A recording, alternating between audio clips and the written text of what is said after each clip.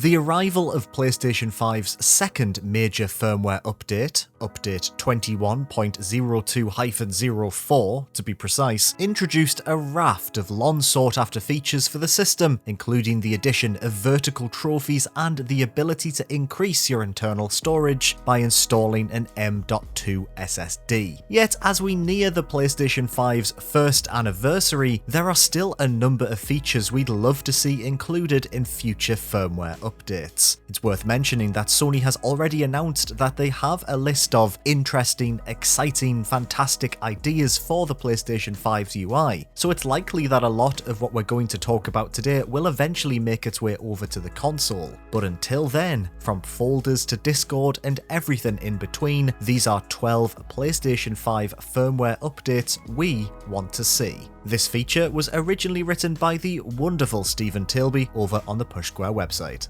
A commonly requested feature for PlayStation 5 is the return of folders for games and apps. Introduced on PlayStation 4 in 2016, folders are a super handy way of organising all your software, tidying up the string of icons and giving you easier access to your games. Obviously, the PlayStation 5 shows you your 9 most recently used games and apps, and for everything else, there's the library on the far right of the home screen. However, having the option of sorting our digital collections into simple folders would be a welcome convenience. Bring them back.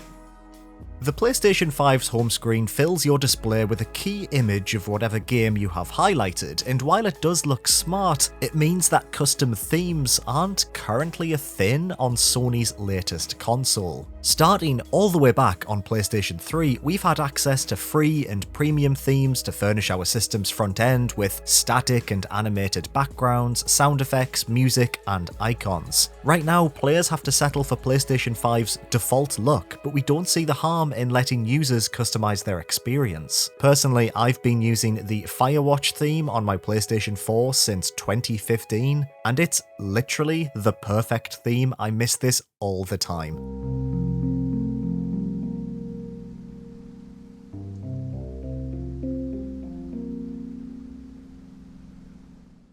Look how calm and peaceful it is. It changes based on the time of day. This theme rules.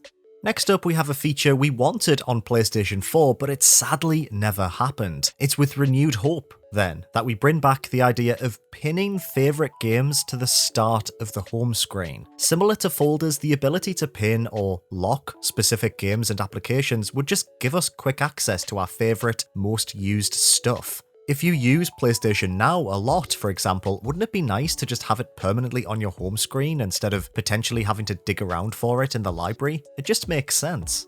PlayStation 5 does keep track of the amount of time you spend in each game, but from our experience, the numbers can be a little inaccurate. We'd like to see Sony iron out this aspect of the system software, as it's interesting to see how many hours you've been playing your favourites for. More than that though, it would be nice for Sony to expand on this aspect. Player stats could be turned into a more social feature. Imagine a playtime leaderboard where you can compare your times with friends, or compare how long it took you to achieve certain trophies. There's lots of potential for improvement in this area, but they should probably fix that accuracy issue first.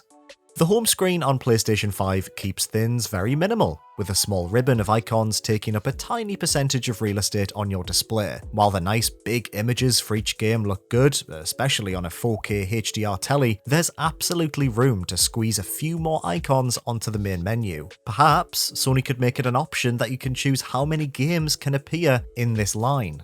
Next up, we have something that we already kind of know is on the cards. After making a minority investment earlier in the year, Sony will be working with Discord to integrate it into PlayStation 5's social features, potentially making it a lot easier to party up and chat with friends. It's coming next year, so we should be able to strike this one off this list relatively soon.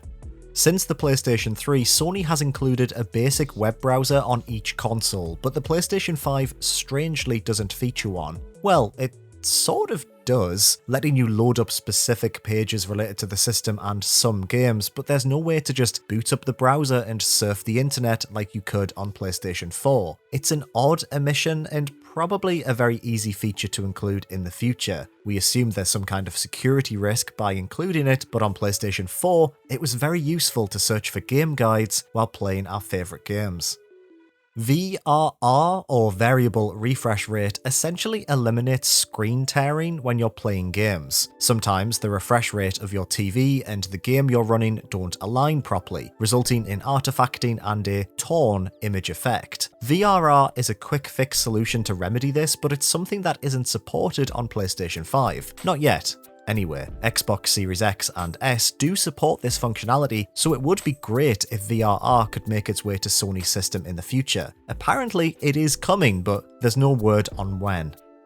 The PlayStation 5 is, reasonably enough, expected to be used with TVs, which these days run at 1080p or 4K resolution. However, many modern computer monitors opt for an in-between resolution of 1440p. It offers a better image quality than the lower Full HD standard, but it's not as taxing as a full-blown 4K image. Unfortunately, the PlayStation 5 doesn't support 1440p right now, and once again, the competition does. We're sure it's more complicated to implement things like this and VRR than we imagine, but hopefully this will also be implemented soon.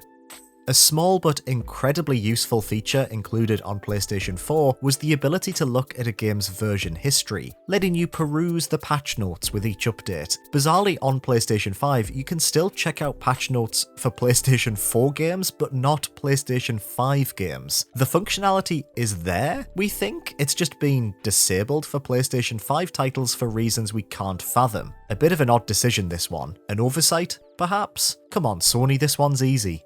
Another function on PlayStation 4 but not PlayStation 5 is the ability to copy saved data to a USB drive. On Sony's previous console, you can make copies of your game saves to a USB stick. This allows you to not only back up your data in case something goes wrong, but take your save to another PlayStation 4 and continue your game. That luxury is missing on PlayStation 5, and it would be pretty neat to see it make a return.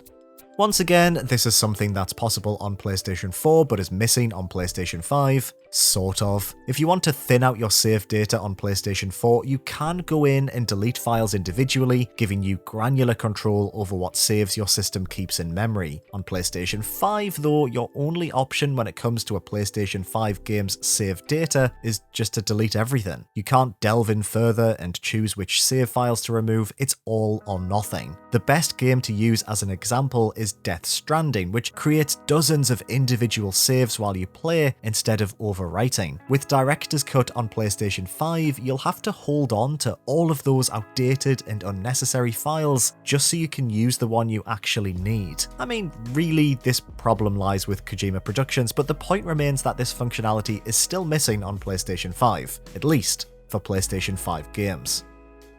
So there we have it, 12 firmware features we'd love to see come to the PlayStation 5. What would you like to see added to the PlayStation 5's system UI? Let us know in the comments below. If you enjoyed this video, please do consider giving it a like and make sure to subscribe to Pushquare for everything PlayStation. Thank you as always for watching.